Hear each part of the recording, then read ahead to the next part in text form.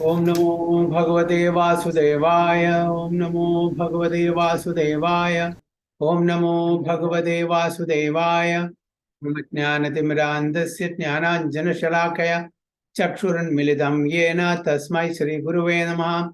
Shri Chaitanya Manobhishtam Sthapitam Yena Bhutale Swayam Rupa Kadamahyam Tadati Supadantikam Mandeham Shri Gurum Shri Udapatakamalam Shri Gurum Vaishnavamsya Shri Rupam Sagrajatam Sagana Rughunatham Vidam Tam Sajivam Sadvaidam Savadutam Parijana Saidam Krishna Chaitanya Devam Shri Radha Krishna Padan Sagana Lalita Shri Vishakham Vidamsya Ye Krishna Karuna Sindhu Dinabandhu Jagatpati Gopesha Gopika Kanda Radha Kanda Namostude Tapta Kanchana Gaurangi Radhe Vrindavaneshwari Vrishabhanu Sude Devi Pranamami Hari Priye Vancha Kalpatarubhesya Kripa Sindhubhyevacha Patitanam Pavanebhyo Vaishnavebhyo Namo Namaha Nama Om Vishnupadaya Krishna Prishtaya Bhutale Srimade Bhakti Vedanta Swaminiti Namine Namaste Saraswati Deve Gauravani Pracharine Nirvishesha Shunyavadi Paschatya Deshatarine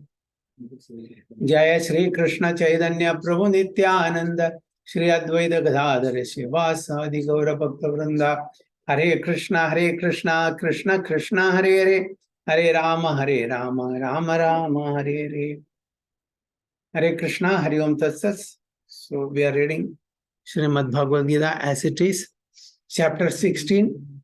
Text which one, Mataji?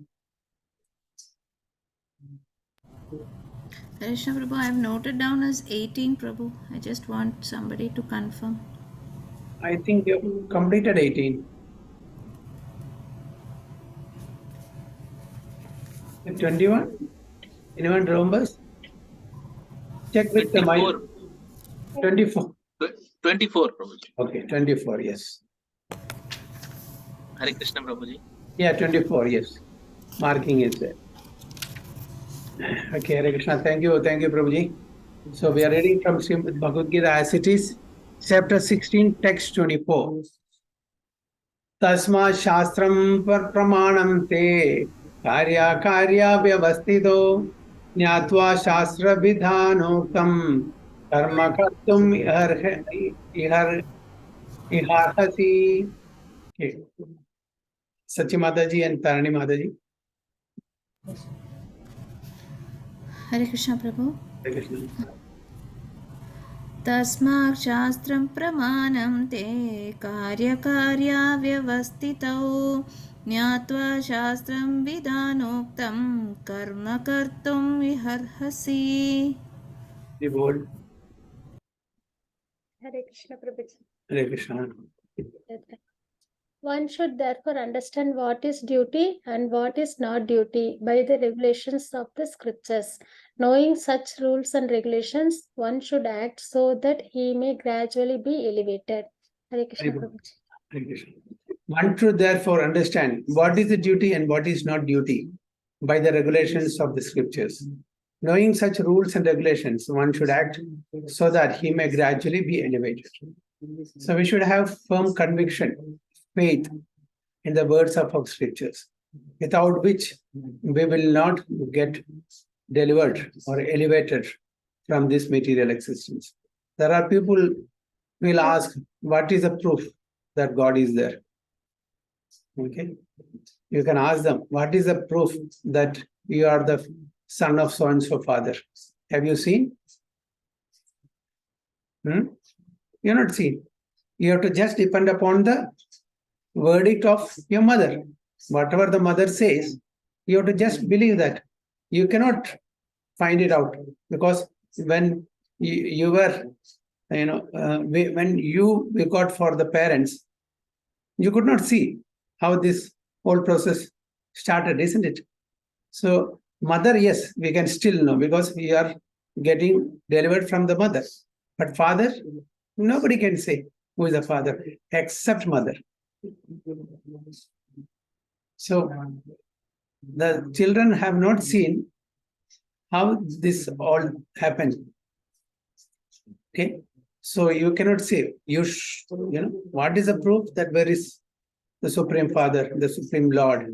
Okay, have anybody seen? No.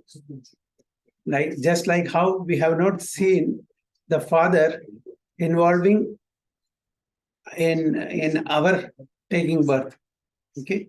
Similarly, we have not seen our Supreme Father. We don't have the spiritual eyes to see that. So we, just like how we accept the authority of the mother, we accept the authority of the Vedas, the scriptures, of which Bhagavad Gita is the essence. Along with this universe, Lord Krishna has given us the scripture for us to lead a gentleman's life, okay, sattvic life, so that we may go back home, back to Godhead. If we don't, then we'll have to come back again, in this vicious cycle of Janma, Mrityu, Jara, Vyadi. So, choice is ours, option is ours.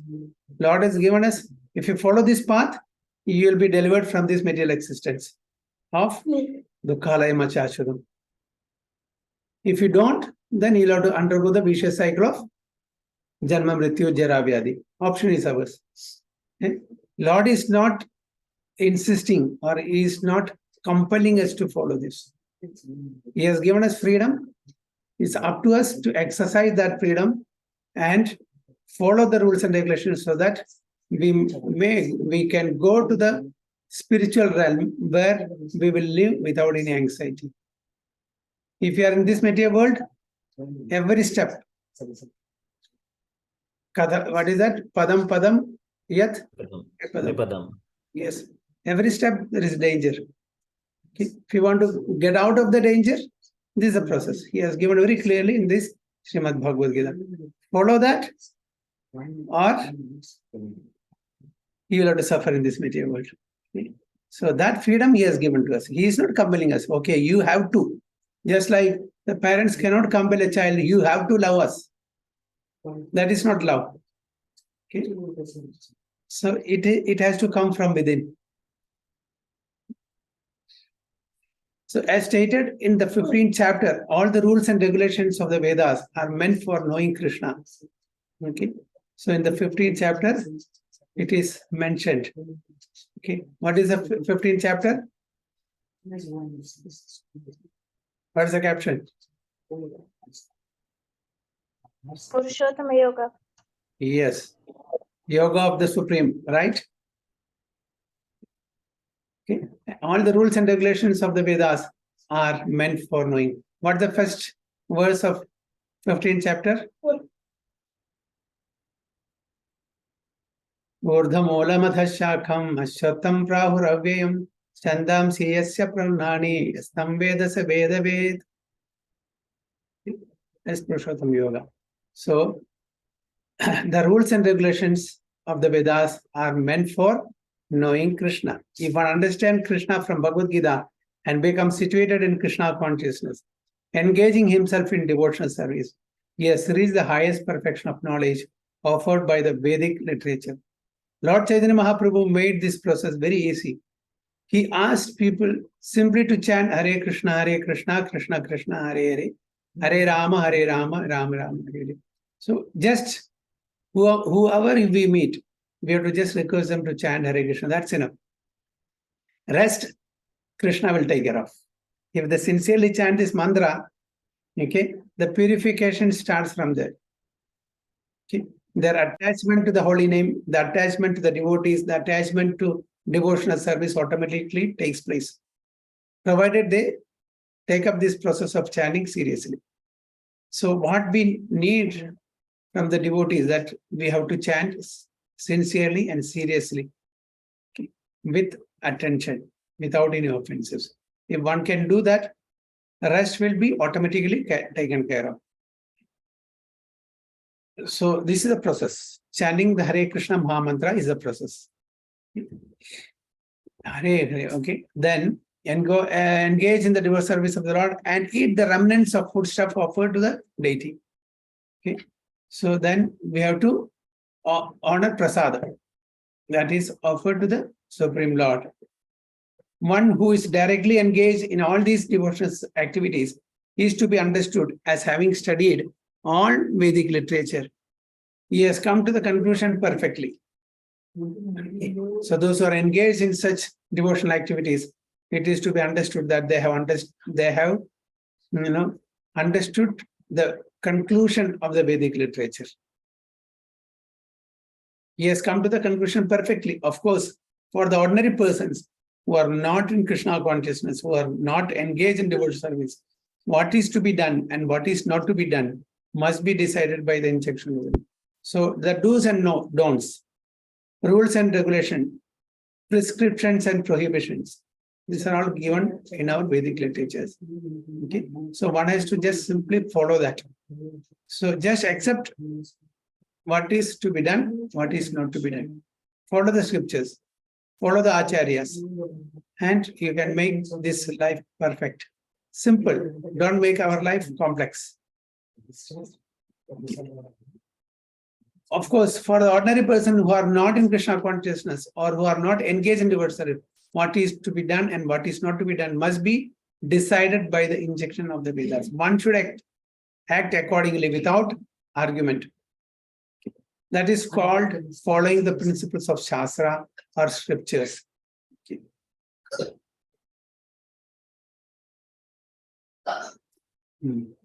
Rupa Goswami says, what is that in Nectar of Instruction? Tat karma pravartana. Following the instructions of Vedas, following the acharyas. So that is what we have to do. Shastra is without the four principal defects that are visible in the conditioned soul.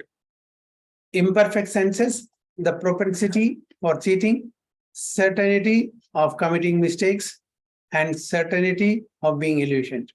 These four principles defects in conditioned life disqualify one from putting forth rules and regulations. Therefore, the rules and regulations as described in the Shastra, being above these defects, are accepted without alteration by all great saints, acharyas, and spirituals. So any man-made laws, there can be flaws. Any man-made laws can be flaws. There can be flaws, mistakes, errors, imperfection. But the scriptures are beyond. Why? What is the reason? It is said in this para. What is the reason? Why it is beyond any flaws?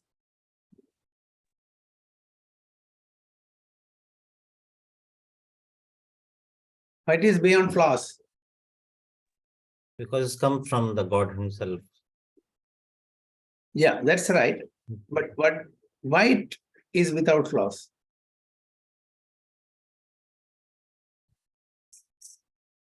The reason, what it says in the para. Prabhuji, without alteration by all great saints. What is that? Acharyas. Without alteration by all great saints, acharyas. That one. No, it is there. Just see the last para. Shastra is without the four principal defects that are visible in the conditioned soul. Which are the four principal defects of the conditioned soul? Imperfect senses, propensity for cheating, certainty of committing mistakes, and certainty of being illusion. So Shastras are beyond these four defects. Okay, but this is also written by somebody. So are they not subjected to these four defects?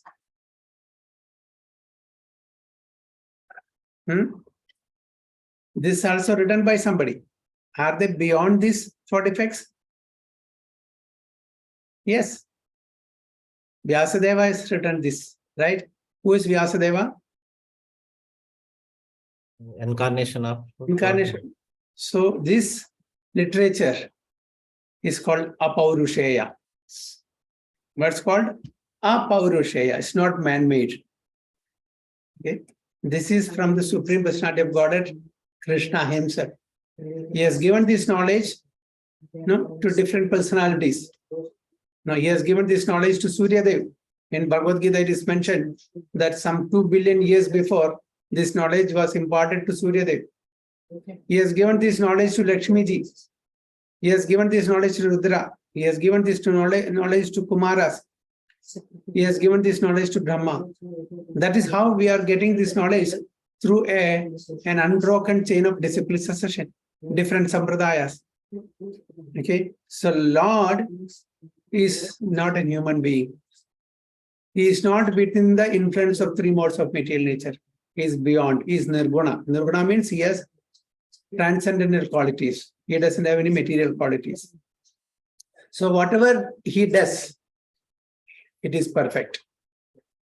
Whatever he does, it is perfect. From our angle, from our viewpoint, oh, God shouldn't have done like that. Why did he, support only Pandavas? Why he didn't support Kauravas? Why he did do like this? Why he didn't do like this? We can find out so many mistakes because our perception have defects, these 4 defects. So we don't understand what is right, what is wrong. But Lord, Supreme Lord is beyond the 3 modes of material nature. Whatever he does, it is perfect. So following just what he says in the scriptures, because, and this Bhagavad Gita has a speciality. What is the speciality of Bhagavad Gita compared to other literatures?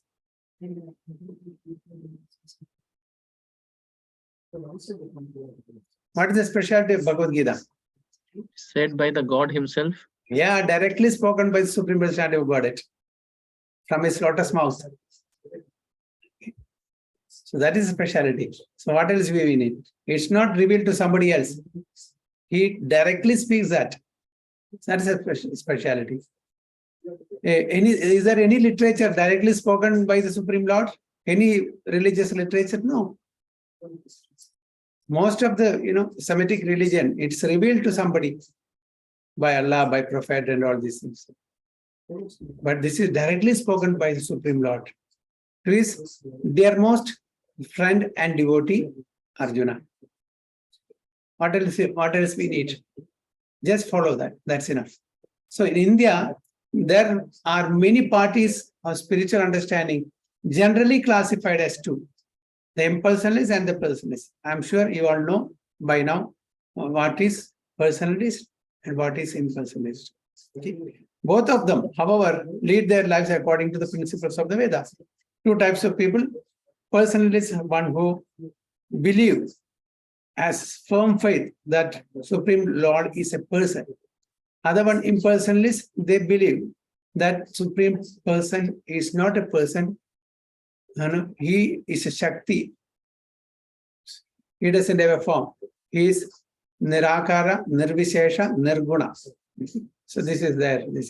But he is Nirakara, Nirvishesha, Nirguna. He doesn't have material qualities. That is what. He doesn't have material form.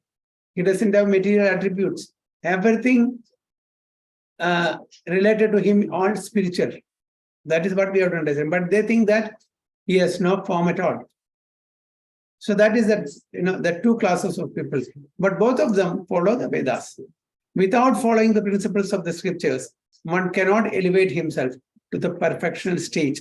One who actually, therefore, understands the purport of the Shastras is considered fortunate. Okay. So we are all fortunate to at least theoretically understand the essence of the Shastras because of the mercy of Srila Prabhupada.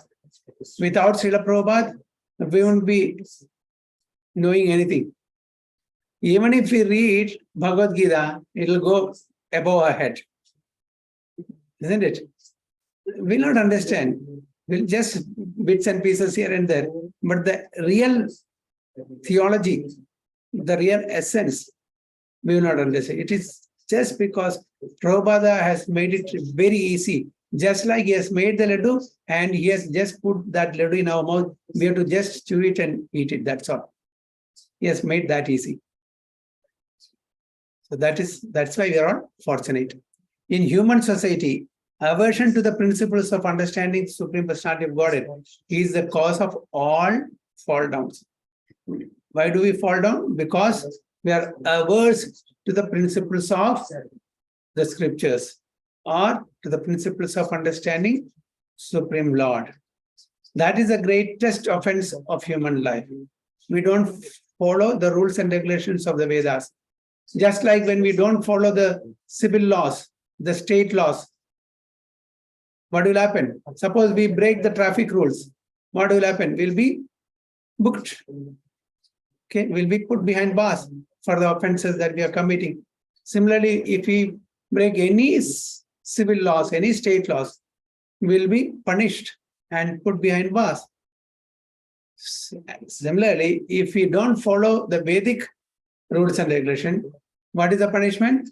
We'll also be punished. And the punishment is that we'll have to come back and again and again in different species of life. So therefore, Maya, the material energy of the Supreme Personality of Godhead, is always giving us trouble in the shape of the threefold miseries. Like last time, I think I told you also. Okay, Maya means, what is Maya means? Maya is also external energy of the Supreme Lord. Maya travels on lion or tiger. Okay, and she holds Trishul, trident. What does it mean? Which means the threefold miseries. The trident, the three spokes that represent the threefold miseries: Adhyatmic, Adipavdik, and Adidevi. So if you surrender to Krishna, she will not trouble us. If we don't surrender to Krishna, we'll have to surrender to Maya. See, we have to surrender to someone. We cannot stay without surrendering to. Either we have to surrender to Krishna or we have to surrender to Maya. So choice is again ours. Should we surrender to Krishna or surrender to Maya? If we surrender to Krishna, this will be our last life. We'll go back home, back to it. If we surrender to Maya, we'll continue taking birth again and again, different species. And she will keep on giving kleshas, miseries of these threefold miseries. Okay. So this material energy is constituted of the three modes of material nature. One has to raise himself at least to the mode of goodness before the path to understanding the Supreme Lord can be opened. So if you really want to understand the science of God, we have to rise ourselves to the mode of goodness. So predominantly, we should be in the mode of goodness. Yes, we may at times be in the mode of passion and ignorance also. But if we really want to know the science of God, predominantly we have to situate ourselves in the mode of goodness. Otherwise, it's not possible to understand the Supreme Personality of God. So one has to raise himself at least to the mode of goodness before the path to understanding the Supreme Lord can be opened. Without raising oneself to the standard of the mode of goodness, one remains in ignorance and passion, which are the cause of demonic life. So ignorance and passion, it is not a conducive atmosphere for us to go back home, back to God. So when we are in the mode of goodness, then we will transcend slowly and gradually to the mode of pure goodness. From there, we can go back home, back to God. So those in the modes of passion and ignorance deride the scriptures. They think that they are everything. They are the masters, they are the controllers, they are the proprietor, they are the master, like that, enjoyers. So they think that way. They deride the scriptures, deride the holy men, and deride the proper understanding of Supreme Personality of Godhead. Those who are in the mode of passion and ignorance. They disobey the instructions of the spiritual master, and they do not care for the regulations of the scriptures. In spite of hearing the glories of the devotional service, they are not attracted because they are in Rajo and Tamogunas. Thus, they manufacture their own way of elevation.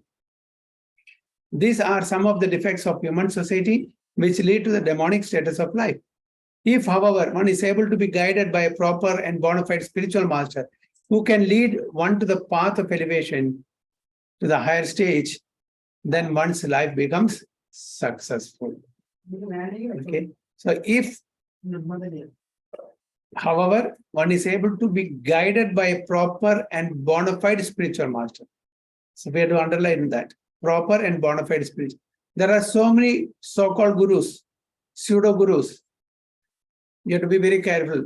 We should not fall prey to such gurus. They will say, you give me some, some 100 rupees, 200 rupees, or 1,000 rupees. I'll give you a mantra. You chant this mantra, then you will get everything okay. You will get a good job, good husband, good wife, good house, this and that. So this is not spirituality. So a bona fide guru is one who will take his disciples, followers to the lotus feet of Supreme Personality of Godhead. That is the perfection of life. So we should not fall prey to any such imposter gurus or pseudo gurus. We should not get swayed away by their false promises, material, we're all hankering for material things.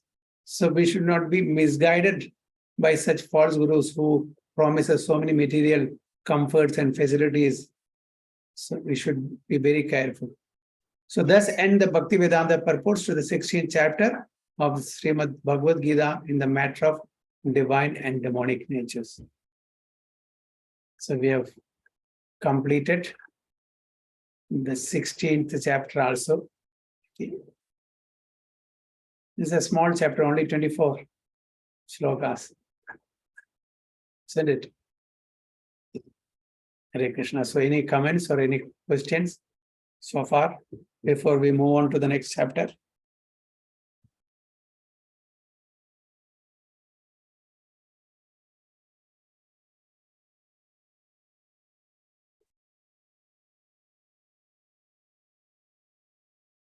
Any Hare comments? Krishna, Prabhuji. Yeah, Hare Krishna. Prabhuji, as you said that we should be guided by a proper and bona fide spiritual master. So, we are also beginner, we don't know anything, and whomsoever we listen, we feel like that he's saying right. So, how we can decide that he is the right bona fide spiritual master for me, and I am listening that he is the right person? So that's What is the criteria of Matawal? yeah. So there are certain qualifications, okay, certain criteria that we should understand that spiritual master should have the qualification. As a disciple, we also should have certain qualification to become a disciple. Similarly, I'll just read out. Okay, I'll just tell you what are the qualifications. From this, we can make out who is or who can be our spiritual master. 1 second, I will just.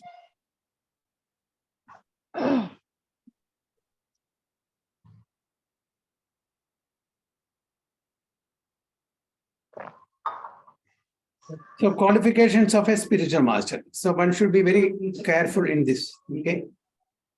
Follows our disciplic succession always. So we should ascertain that the spiritual master is always following the disciplic succession. Okay. So disciplic succession means we have 4 sampradayas. So is he following the acharyas of the sampradaya? Second is that he should be fixed in bhakti yoga. Okay, not jnana, not karma, not dhyana. That is not the process meant for this particular age. Third, speaks from the Shastra. He will not concoct or speculate anything. He will speak from Shastra. What Shastra says, he will speak.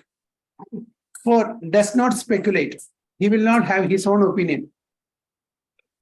Prabhupada never says, in my opinion. Whatever he has written, when you read any of his scriptures, Prabhupada was never, I feel so, I think so, this is my opinion. No, this is what acharyas have mentioned or given. This is what is given in Vedas. This is what is given in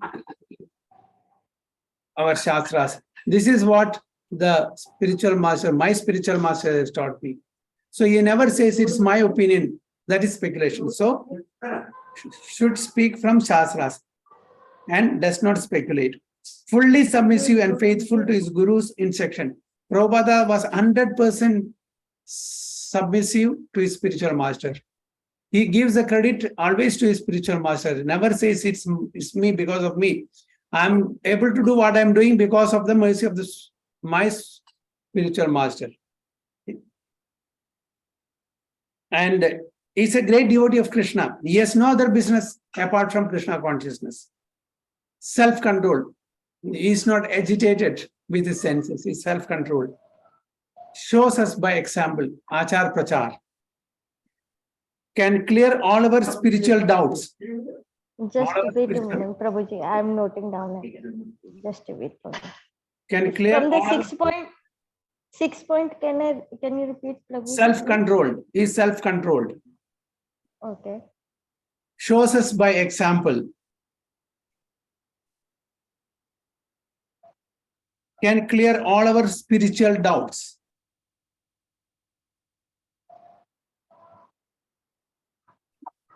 Gives proper directions. Gives proper directions.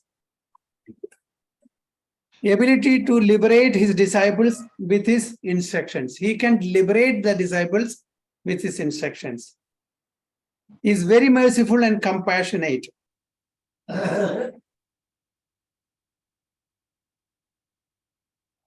He is very merciful and compassionate.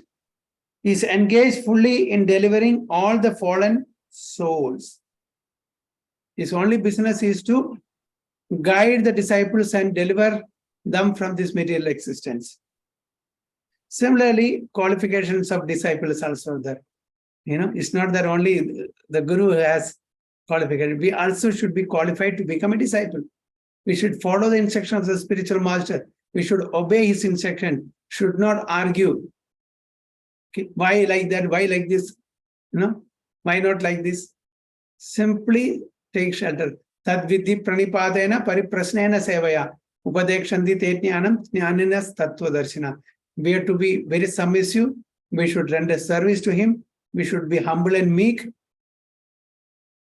Like that. So there are so many qualifications that the disciples also should possess. Otherwise, whatever the spiritual master says, if you don't listen, that is no use. Then we'll be in this material world only.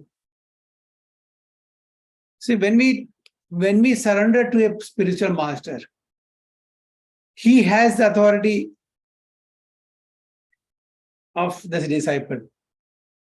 This body belongs to the spiritual master then. When I take a complete shelter of my spiritual master, he has all the authority on me. So that is the relationship between the spiritual master and the disciple. Sanatana Goswami wanted to commit suicide for some reason. Okay, Chaitanya Mahaprabhu came to know about that. Then Chaitanya Mahaprabhu said, this body is mine. You have no right to commit suicide without my permission. You already surrendered to me. This body is mine. I have the authority. You have no authority. So like that, when we accept a spiritual master, when we surrender to the spiritual master, his instructions should be taken exactly as he says. Otherwise, of no use. So that is the, even Krishna and Balram, they were having spiritual master Sandipani Muni. When they were living in the ashram of Sandipani Muni, whatever Sandipani Muni instructed, they did it. They never, cross-questioned it. Go to the forest, get wood for, doing yajna and other things. Get other devotional items for doing yajna. Immediately they go. So this is, the disciple should be very obedient to the spiritual master and ask submissive questions. Serve him leniently, very lenient services they should do. Okay. So these are some of the points that we have to take it to our heart. Is it clear, Mataji? Yes, Prabhuji.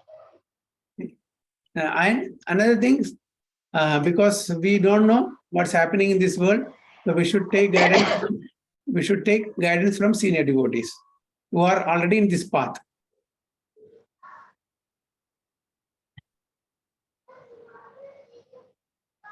Okay. Yes, Prabhuji. Very good. Any other questions or comments?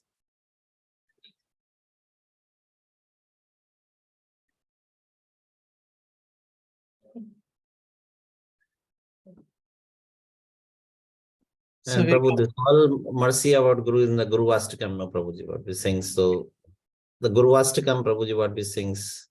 Yeah. So Samsara Lalitalu Ganaya Karunya Gana Ganatvam Praptasya Kalyana Gunanavasya Mande Guru Shri Charanarabindam.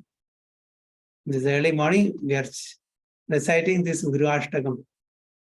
Okay, so it is Gurus, we are praying to Supreme, our spiritual master, so that he blesses us, he guides us to worship the Supreme Lord. Without his guidance,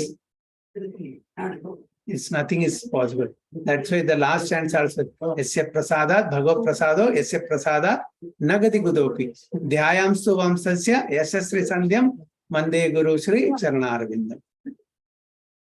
Without taking shelter of the spiritual master, there is no way to get Lord Sri Krishna. So we have to always remember and glorify and pay obeisance to the spiritual master thrice a day, 3 Sandhya, for getting his blessings and for getting his guidance to worship Supreme Lord.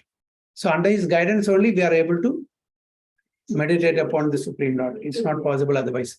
On our own strength, it is not possible. We need the guidance, we need the blessings of the spiritual master. When Lord Krishna and Balaram is showing an example, Lord Ram is showing an example, Chaitanya Mahaprabhu showing as an example, accepting spiritual master. For them, it is not necessarily they are the Supreme Lord himself, isn't it? But still to set an example for all of us to follow, they are accepting spiritual masters. Okay. Anything else? Sachi Mataji, you're feeling sleepy? No, Prabhu. It's a long day, Prabhu, today. Okay. Any comments or any questions?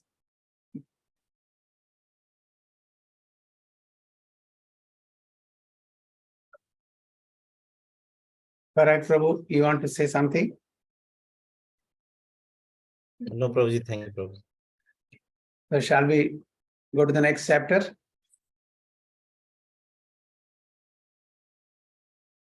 Haribol. So chapter 17. The divisions of faith.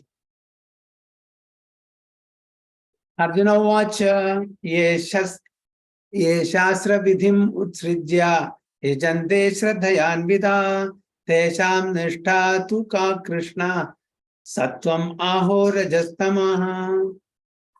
Okay, Mayuri Mataji and Prabhu.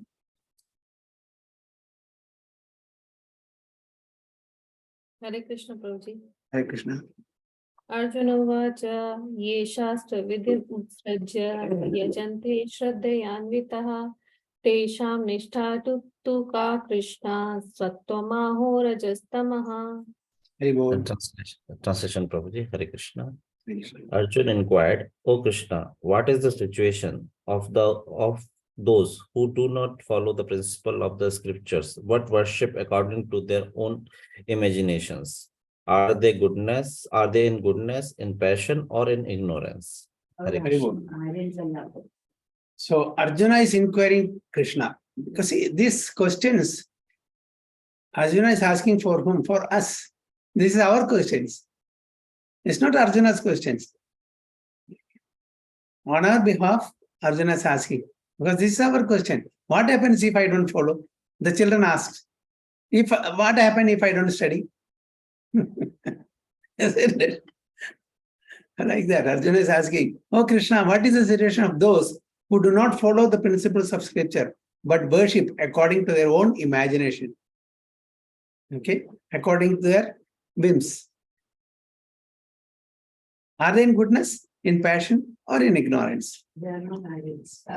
So in the 4th chapter, 39th verse, it is said that a person faithful to a particular type of worship gradually becomes elevated to the stage of knowledge and attains the highest perfection stage of peace and prosperity in the 16th chapter, it is concluded that one who does not follow the principles laid down in the scriptures is called an asura, demon.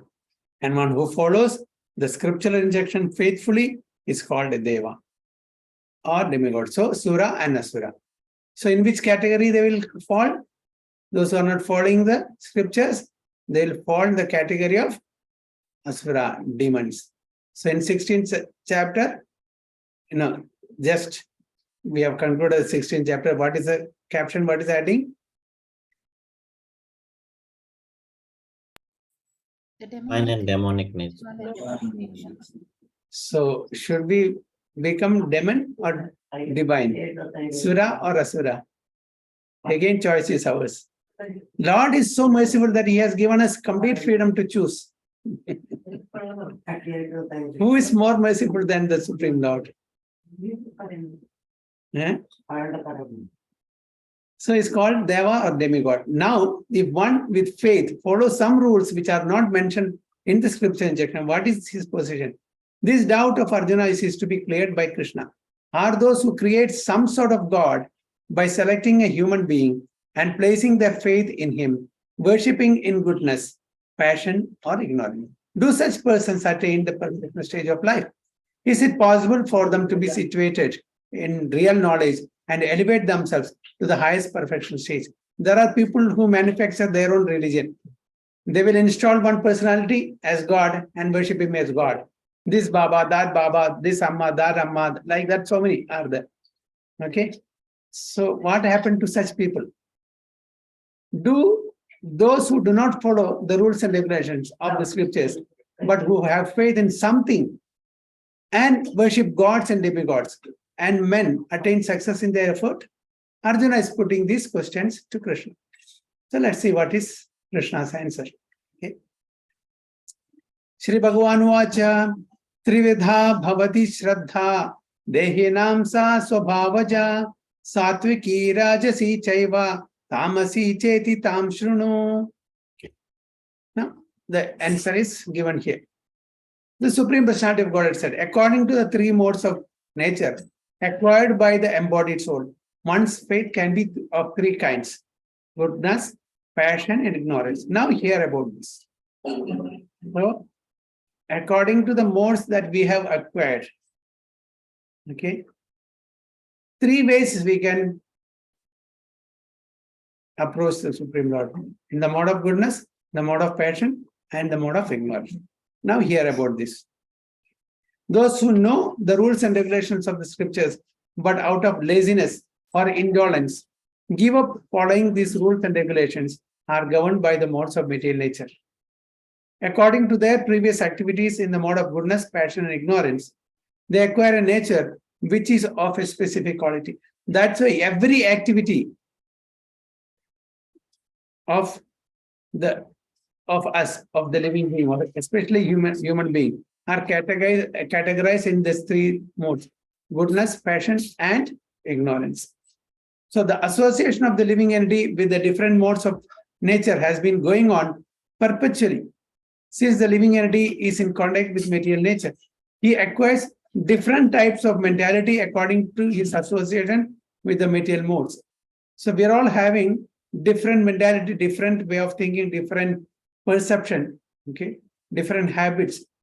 How? According to the modes in which we are living. So, but this nature can be changed if one associates with a bona fide spiritual master and abides by his rules and the scriptures.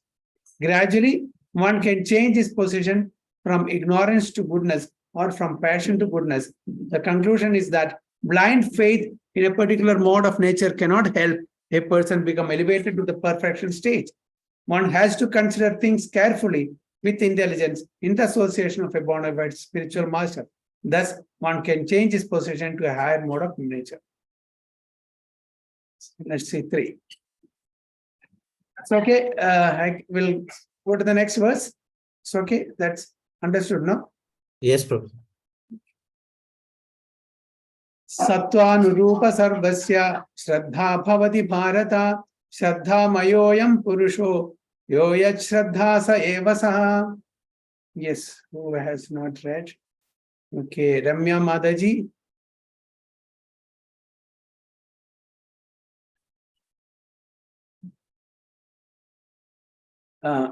No, we cannot hear you.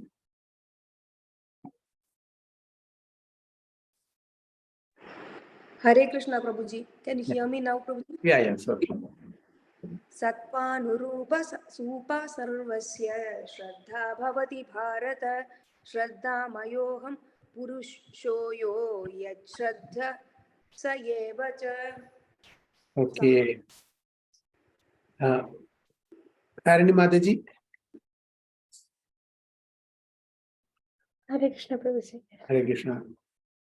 O son of Bharata, according to one's existence under the various modes of nature, one evolves a particular kind of faith. The living being is said to be a particular faith according to the mode he has acquired. Oh, son of Bharata. Arjuna is being addressed here as son of Bharata. Which Bharata is this? Dasharatha Bharata, Dushyanta Bharata, or King Bharata, who became Jada Bharata? Rishabhadev's son. There are three Bharatas we know. As far as I know three Bharatas from the scriptures. That is, one is Dushyanta Bharata, second one is Dasharatha Bharata, son of Dasharatha, third one is Rishabhadev's son Bharata, who became Jada Bharata and got liberated. Which Bharata is this? Dushyant Bharata, Prabhu. Is it Dushyanta? I think it is King Bharata, Jada Bharata's previous. I think if I'm not mistaken. Because his dynasty only he's talking always, no, Prabhuji. So he's coming from your dynasty things. Yeah, it is Dushyanta. Yes, Prabhuji. Okay, fine. So, O son of Bharata, according to one's existence under the various modes of nature, one evolves a particular kind of faith. The living being is said to be of a particular faith according to the modes he has acquired. So everyone has a particular type of faith regardless of what he is. But his faith is considered good, passionate, or ignorant according to the nature he has acquired. So these modes can be upgraded, provided we take some interest to change. For example, bad habits can be destroyed. We can come out of the bad habits if we associate with good people. A person who has the habit of smoking cigarettes, he can come out by associating with people who are not smoking. Good people. So if we are in the mode of ignorance or passion, we can come to the mode of goodness, provided we associate with such people. So thus, according to his particular type of faith, one associates with certain persons. So a drunkard will always have association with a drunkard. A business person will have association with business people. Okay, isn't it? So like that. So now the real fact is that every living being, as is stated in the 15th chapter, is originally a fragmental part and parcel of the Supreme Lord. What is that slogan? Part and parcel of the Supreme Lord? Mamai Vamsho Jiva Loki. Yes, Mamai Vamsho Jiva Loki. Therefore, one is originally transcendental to all the modes of material nature. But when one forgets his relationship with the Supreme Personality of Godhead and comes into contact with the material nature in conditioned life, he generates his own position by association with the different varieties of material nature. The resultant artificial faith and existence are only material. Although one may be conducted by some impression or some conception of life, originally he is Nirguna. What is Nirguna means? Transcendental, without any material modes, goodness, passion, and ignorance.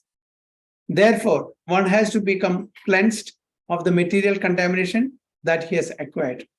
In order to regain his relationship with the Supreme Lord, That is only path back without fear, Krishna consciousness.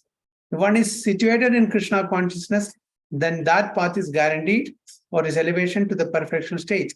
If one does not take to the path of self-realization, then it's surely to be conducted by the influence of me. So if you don't take up Krishna consciousness seriously and sincerely, we'll be conducted by the influence of the three modes of material nature: goodness, passion, and ignorance. So once we take up sincerely and very seriously that Krishna consciousness, then we can situate ourselves in goodness, and from there we can transfer ourselves to the mode of pure goodness. So the word Shraddha or faith is very significant in this verse. Shraddha or faith originally comes out of the mode of goodness. One's faith may be in a demigod or some created god or some mental concoction. One's strong faith is supposed to be productive of works of material goodness. But in material conditioned life, no works are completely purified, they are mixed. So in this material world, we cannot claim that I am 100% mode of goodness or mode of passion or mode of ignorance. Nobody is 100%. Predominantly, we can be in any particular mode, but it will be mixed with the other modes also. Okay, sometimes we are very nice person. Okay, it'll be out of world person. I have not seen such a person, people say, but sometimes we'll say exactly the opposite. Isn't it? So that means we have all these modes within us. But predominantly, one may be in mode of goodness or passion or ignorance. But even a person in the mode of ignorance will exhibit quality of goodness and passion. Similarly, even a person in the mode of goodness will also exhibit, quality of mode of passion and ignorance. So nobody is 100% in a particular mode. They are mixed. They are not in pure goodness. They are not in pure goodness. Nobody is in pure goodness in the material world. If we were in pure goodness, then we wouldn't be here. Isn't it? We will be in Vaikuntha or Goloka. Pure goodness is transcendental. In purified goodness, one can understand the real nature of Supreme Personality of Godhead. As long as one faith is not completely in purified goodness, the faith is subject to contamination by any of the modes of material nature. The contaminated modes of material nature expand to the heart. Therefore, according to the position of the heart in contact, the particular mode of material nature, one's faith is established. So, this chapter is dealing with divisions of faith. Isn't it? Different people in different modes have different faith. Depending upon in what mode they are situated in. It should be understood that if one's heart is in the mode of goodness, his faith is also in the mode of goodness.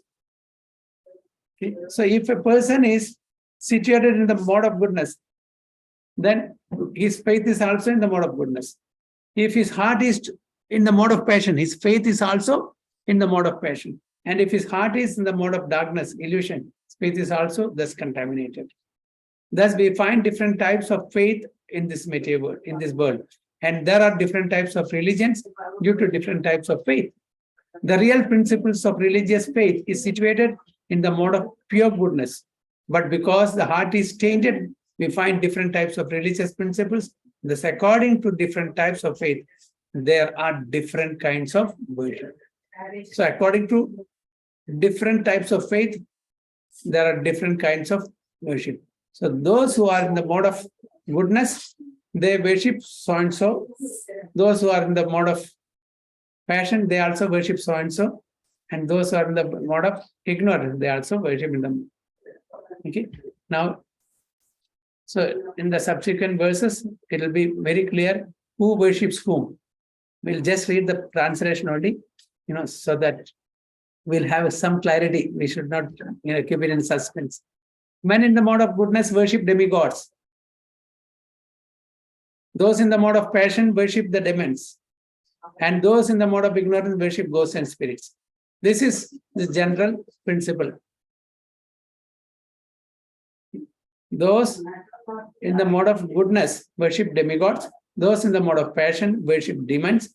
And those in the mode of ignorance worship ghosts and spirits.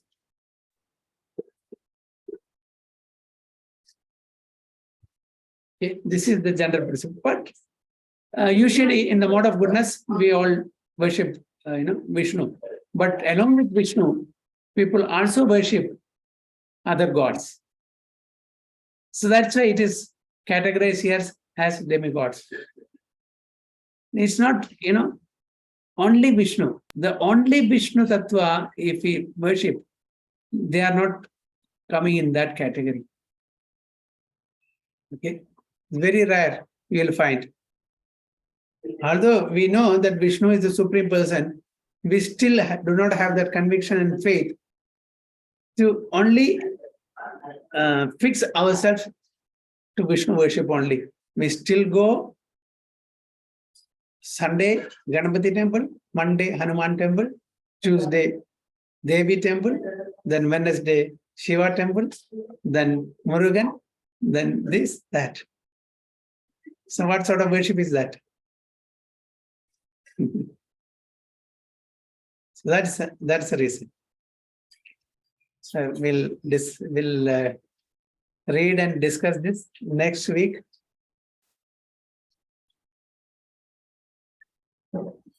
Hare Krishna, Prabhu.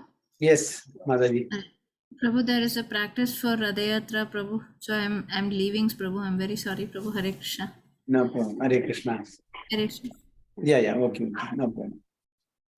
Hare Krishna. Next week, so we'll continue from text 4. Hare Krishna, Vancha Kalpatarubhesha, Kripa Sindhubhya Vacha, Patitanam Pavanebhyo, Vaishnavabhyo. Ananda Kodi Vaishnava ki jai, Srila Prabhupada ki jai, Guru Maharaj ki jai, Jai Govinda.